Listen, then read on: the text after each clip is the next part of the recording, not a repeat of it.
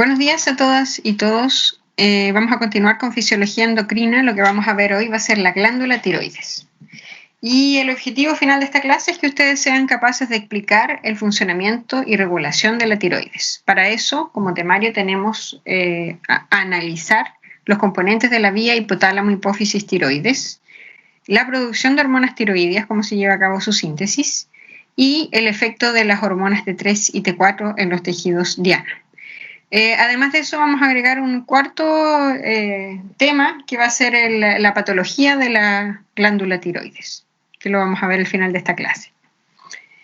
Esta diapositiva que ustedes ven aquí la habíamos visto en las primeras clases, ¿no es cierto?, donde mostramos las distintas glándulas y la secreción de distintas hormonas por parte de ellas. Dijimos que estas glándulas, para la secreción de estas hormonas, tienen distintos tipos de estímulos que son capaces de gatillar la secreción de estas hormonas. Uno de ellos, ¿no es cierto?, es el estímulo nervioso, por ejemplo, el que llega a la médula adrenal y permite la secreción de noradrenalina y adrenalina. Y otros, por ejemplo, el estímulo moral, como las concentraciones de calcio sanguíneo, que inducen la activación de glándulas y liberación de hormonas como la paratormona, ¿ya? Y finalmente, aquellas que son gatilladas por la liberación de otras hormonas, o sea, hormonas que gatillan la liberación de hormonas. Por ejemplo, en el hipotálamo, lo que vamos a ver hoy día va a ser la liberación de la hormona liberadora de tirotropina, que va a inducir a nivel de los tirotropos, ¿no es cierto?, de la adenohipófisis, la liberación de hormona estimuladora de la tiroides, o TSH, y que va a viajar, ¿no es cierto?, por la circulación sanguínea hasta la glándula tiroides para permitir la síntesis de T3 y T4, que, como vamos a ver, son hormonas que regulan el metabolismo basal principalmente, entre otras funciones que ellas tienen.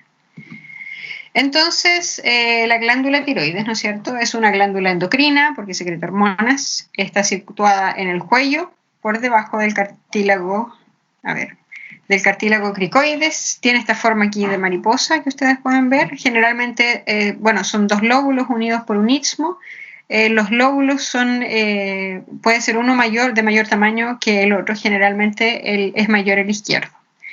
Entonces están localizados en esta zona del cuello y son palpables al tacto. Por lo tanto, los médicos normalmente realizan exámenes de rutina en los cuales detectan la presencia de nódulos y que son posibles algunos de ellos por su tamaño de ser palpables, ¿no es cierto? Y de esa manera es posible detectar ciertas anomalías del funcionamiento de esta glándula.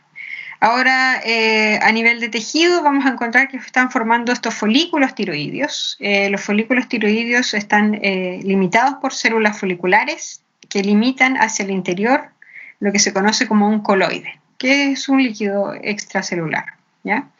El coloide y hacia su cara basal, ¿no es cierto?, van a limitar con la circulación sanguínea. Lo vamos a ver eso en mayor detalle posteriormente.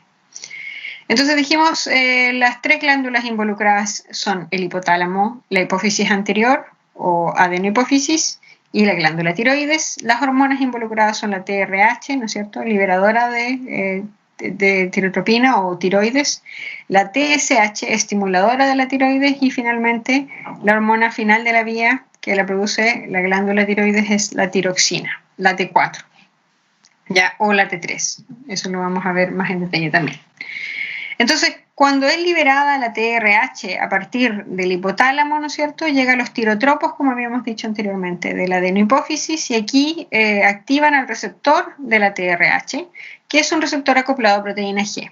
Esto gatilla una cascada de señalizaciones que tiene por finalidad, entre otras cosas, activar la expresión del gen de la TSH, ¿ya? Entonces hay una activación génica para la producción de hormona y también la liberación de hormona que ya ha sido producida previamente. Entonces, posteriormente esa hormona producida a nivel de la adenohipófisis, ¿no es cierto?, tiene que viajar por la circulación sanguínea hasta la glándula tiroides, y aquí tiene su receptor, ¿ya?, que es el receptor de la TSH, que también es un receptor acoplado a proteína G, en este caso es G-alfa-S, y que activa, con la unión del ligando, ¿no es cierto?, activa una adenilato ciclasa para la producción de AMP cíclico y la activación de una vía que tiene que ver con la activación de la PKA. Una vez que esta hormona, bueno, son varias vías activas. La principal vía activada es esta, ¿ya? Y lo que permite esta vía es transcribir a nivel del núcleo, ¿ya?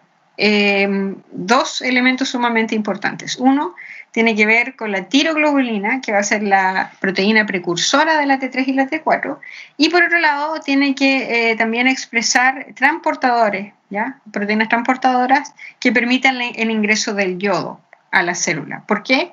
Porque es requerido para la síntesis de la T3 y la T4.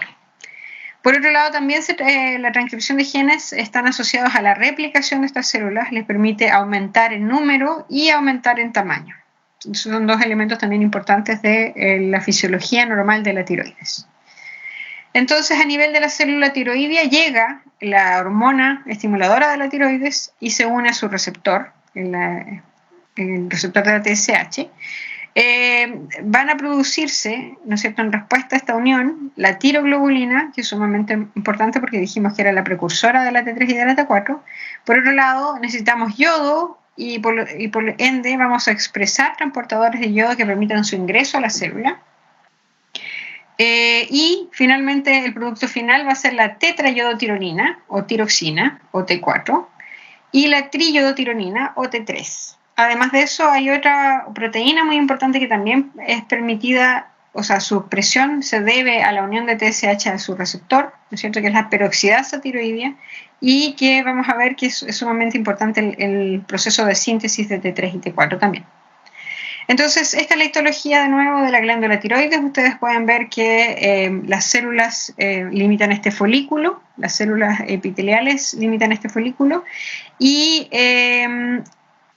dentro del folículo tenemos un coloide que va a ser el lugar donde va a ser sintetizada las hormonas T3 y T4. Y hacia la membrana basal, ¿no es cierto?, tenemos contacto con la circulación sanguínea que le permite liberar, ¿no es cierto?, uno, recibir todas las señales que permiten la síntesis de T3 y T4 y por otro lado liberar posteriormente T3 y T4 a la circulación sanguínea. Ahora, ¿de dónde viene la tirosina? La tirosina proviene del aminoácido, o sea, la tiroxina, proviene del aminoácido tirosina, ¿ya? La tirosina es sumamente importante porque ustedes saben que también está involucrada en la síntesis de catecolaminas, es el precursor de adrenalina, de dopamina, entre otros neurotransmisores.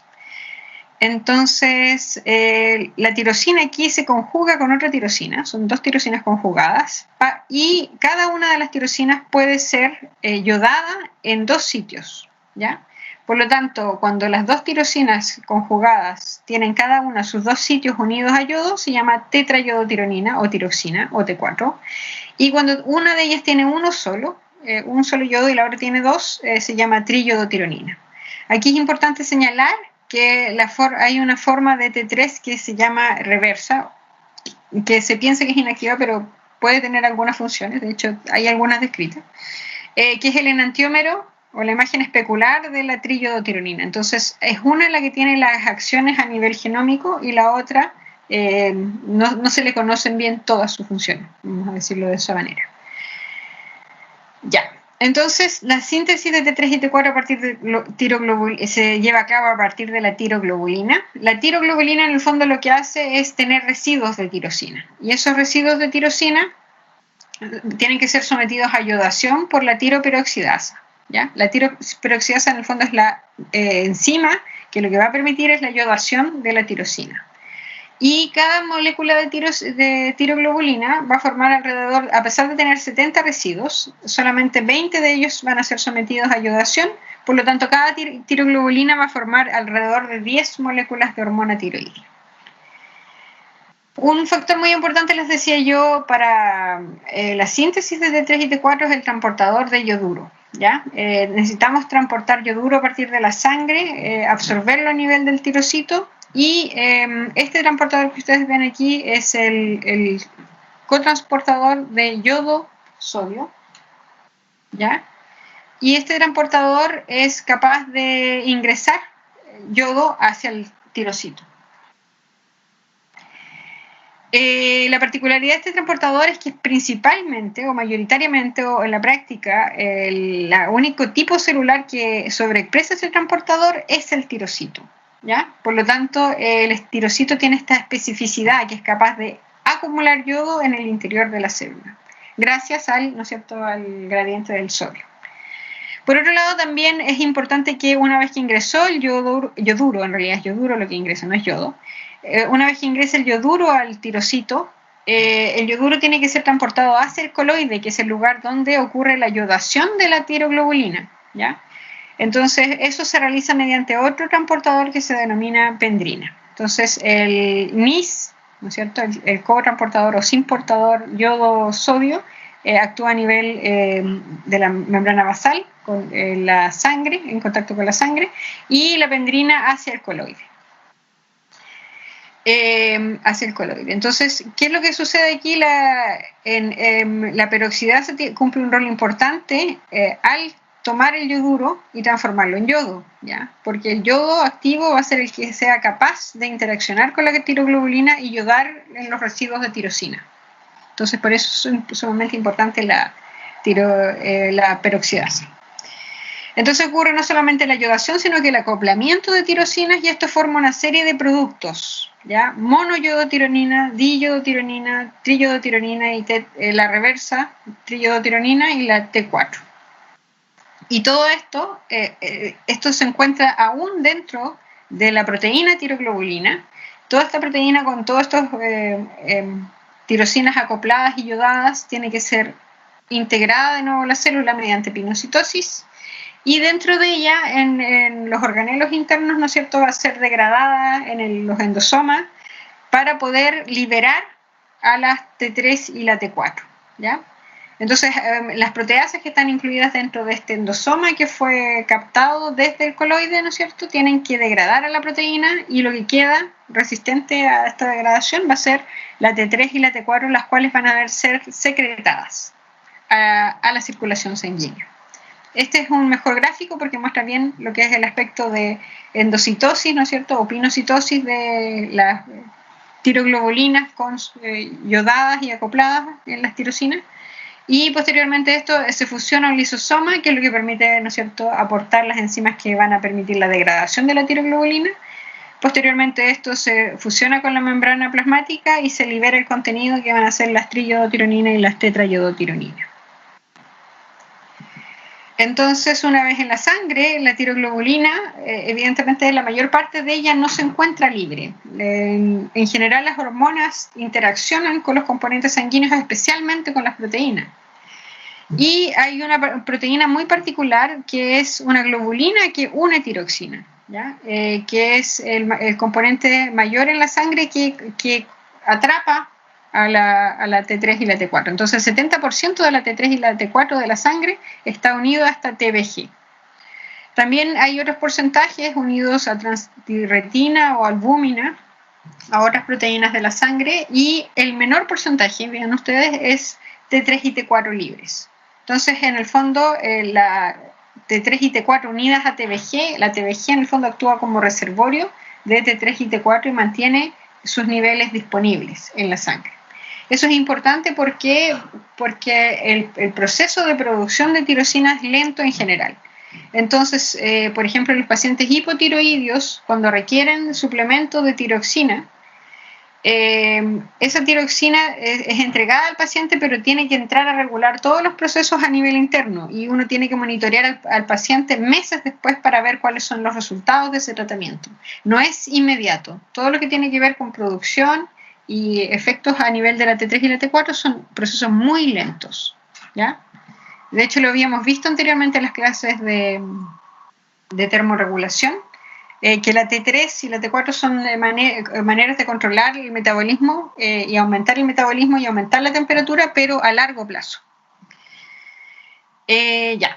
Una vez que llegan a su célula blanco, las distintas células blanco requieren transportadores para ingresar a la célula, porque la T3 y la T4 tienen una acción genómica, ¿ya? Eso quiere decir que su receptor es un receptor que transloca el núcleo y que ahí ejerce su efecto. No es un receptor a nivel de membrana, pero es a nivel genómico, por lo tanto la T3 y la T4 requieren ingresar a la célula. Inicialmente se pensaba que ingresaban a través de difusión simple, hoy en día se sabe que no es así, requieren transportadores, ¿ya? Y entre los transportadores que se han descrito para el transporte de T3 y T4 son el monocarboxilato, el transportador anión orgánico y el transportador de aminoácidos tipo L. ¿Ya? Esos son los tipos de transportadores que se han descrito. Hay seguramente otros involucrados por los cuales no se conocen hasta la actualidad. Esto es de suma importancia porque se ha visto que hay personas que tienen mutaciones en ciertos transportadores, por ejemplo el transportador de monocarboxilato 8, en los cuales esta mutación impide el funcionamiento normal del transportador, y se ha visto que obviamente las células que tienen o que requieren de este transportador para ingresar T3 no pueden funcionar normalmente. Por ejemplo, en la captación de T3 y T4 a nivel del cerebro, la neurona no transporta la T4, solamente transporta la T3 y requiere del astrocito para poder tener un ingreso de T3 y para poder funcionar normalmente, para recibir esta señal y funcionar normalmente de acuerdo a las indicaciones, ¿no es cierto?, de la tiroides y el metabolismo basal. Entonces, en este sentido, requiere que el astrocito degrade la T4, la transforma en T3 para poder transportar la T3 y ejercer sus funciones. Ahora, volvemos un poco a las mutaciones en el transportador de monocarboxilato 8. Este transportador de la mutación afecta netamente a lo que es tejido nervioso porque es un transportador presente no en todas las células, lo que hace que todas las células sean capaces de responder a T3, excepto las células asociadas al sistema nervioso, ¿ya? Entonces afecta al desarrollo del cerebro, afecta al desarrollo intelectual, el movimiento de los individuos, ocurre casi exclusivamente en machos porque está asociado al cromosoma X, y los machos tienen un solo cromosoma X. El síndrome se llama de Allan-Herndon-Dudley y es causado por las mutaciones, como les decía yo, en el gen MCT8, que está ligado al cromosoma X. Bueno, fuera de esto, sí existen los transportadores para la T3 y la T4, ambas son capaces, hay transportadores para T3 y hay transportadores para T4, ambas son capaces de ingresar a la célula, pero la que ejerce el efecto a nivel genómico es elementalmente la T3, por lo tanto la T4 debe ser desionizada, ¿ya? Desionizada a T3, se le saca un yodo básicamente y con eso la hormona queda activa para unirse a su receptor, el receptor de hormona tiroidea, que activa a un elemento de respuesta a la tiroides que se llama TRE, y eso permite la transcripción de genes. ¿Qué genes? Genes asociados, por ejemplo, con el metabolismo basal, como lo puede ser la bomba sodio-potasio, muy importante, ¿no es cierto?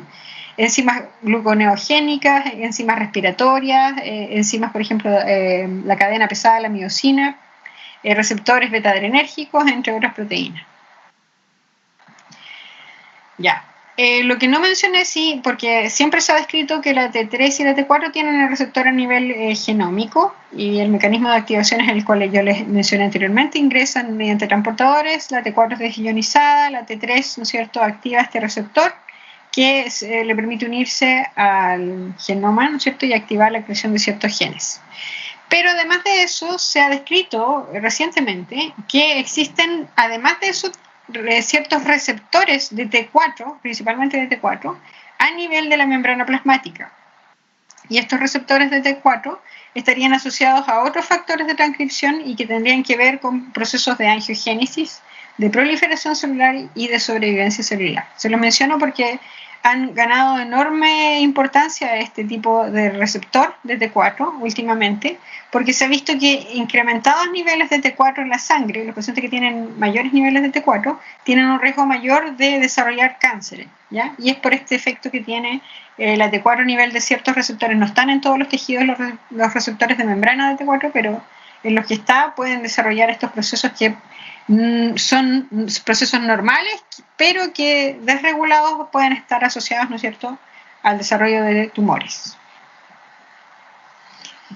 Los factores que afectan la secreción de hormona tiroidea, los estimuladores evidentemente va a ser la TSH, inmunoglobulinas estimulantes de la tiroides, vamos a ver por qué, y aumento de las concentraciones de TBG, por ejemplo, en el embarazo, ¿ya? ¿Por qué? Porque la TBG va a secuestrar a la T3 y la T4 y se va a producir más TSH para inducir mayores cantidades de T3 y T4. Los factores inhibidores tienen que ver con la deficiencia de yodo, principalmente. Si no hay yodo, no hay síntesis de T3 y T4, por lo tanto, la ausencia de yodo en la dieta es un factor que impide la secreción de estas hormonas. Deficiencia de iodinasa y otros, por ejemplo, la disminución de las concentraciones de TBG que ocurren en hepatopatía, por ejemplo. ¿Cuál es la función?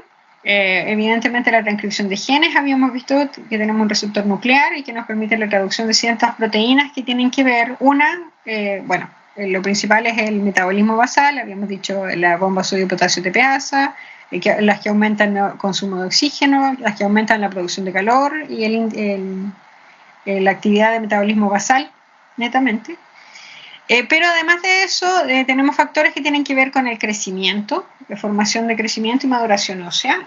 Hay otras proteínas que participan en el sistema nervioso central, en la maduración principalmente, y evidentemente, como vimos, hay mutaciones asociadas, sobre todo en lo que se refiere a transportadores de tiroxina, que están asociadas a un déficit o un error en la maduración del sistema nervioso.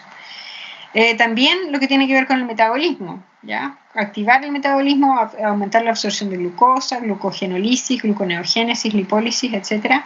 Y también aquellas que tienen que ver con un fenómeno cardiovascular, que aumentan el gasto cardíaco.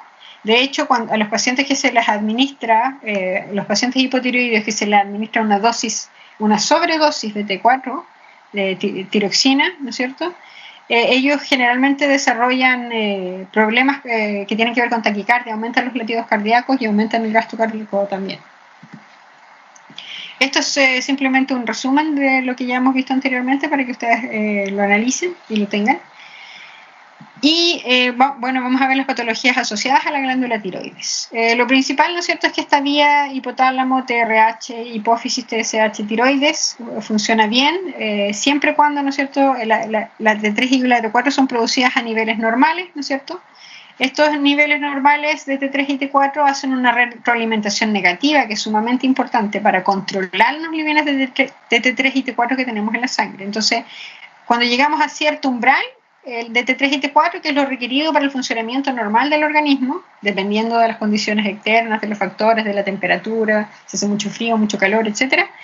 Entonces, dependiendo de eso, la T3 y T4 cumplen con la función fisiológica que deben y hay una retroalimentación negativa para evitar la producción de mayores cantidades de T3 y T4.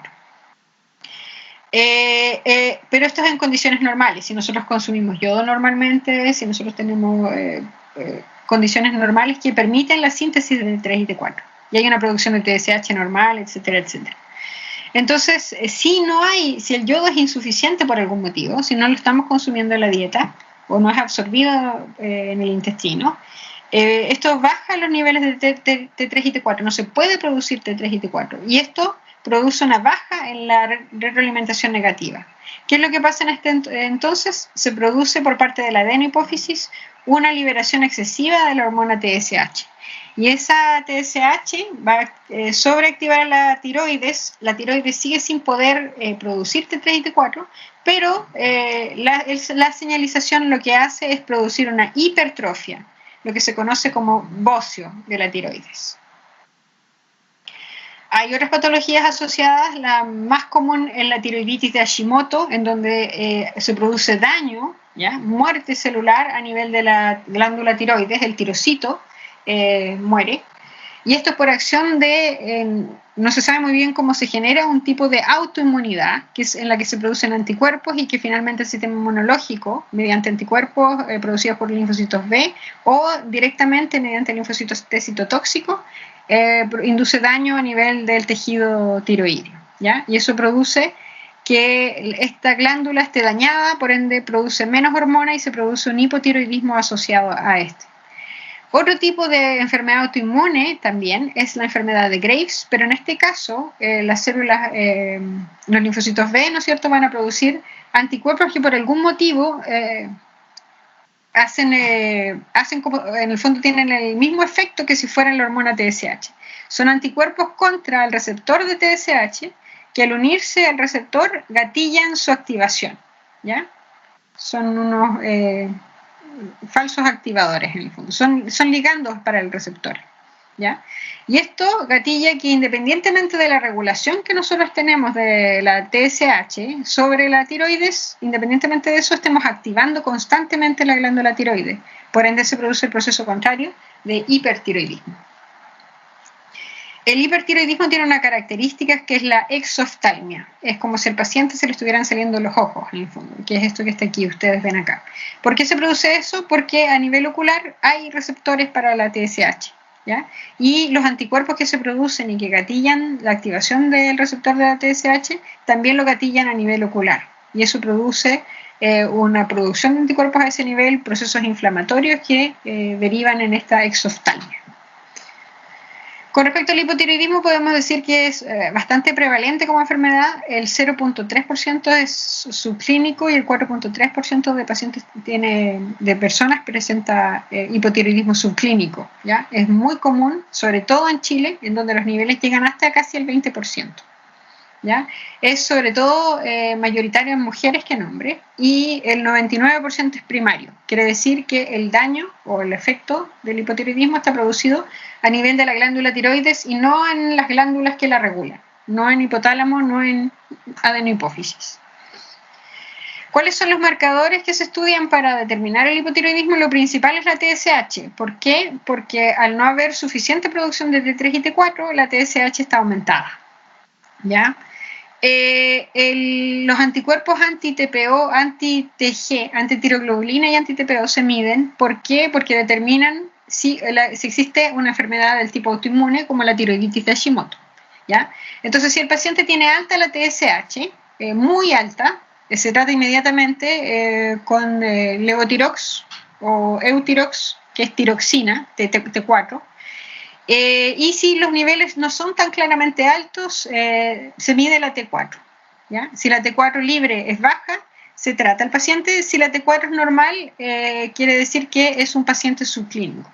¿Qué quiere decir esto? Que si el paciente tiene la TSH alta y la T4 normal, quiere decir que su tiroides está dañada, ¿ya? Pero que se sigue manteniendo, o sea, hay que estimularla más para que siga manteniendo los niveles de T4 normales. Entonces, eso simplemente los tipos de hipotiroidismo para que ustedes los conozcan, ¿ya? Simplemente y vean, en el caso del hipotiroidismo primario, siempre va a estar elevada la TSH y va a estar baja la T4. En el hipotiroidismo subclínico, la tiroides funciona normal, pero requiere mayores cantidades de TSH para funcionar normalmente.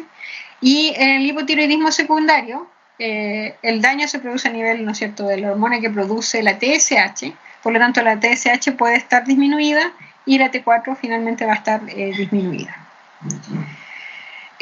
Una ventaja que tiene el hecho de que la tiroides tenga este transportador de yoduro, ¿no es cierto?, el NIS, es que le permite al cáncer de tiroides un tratamiento específico, ¿ya?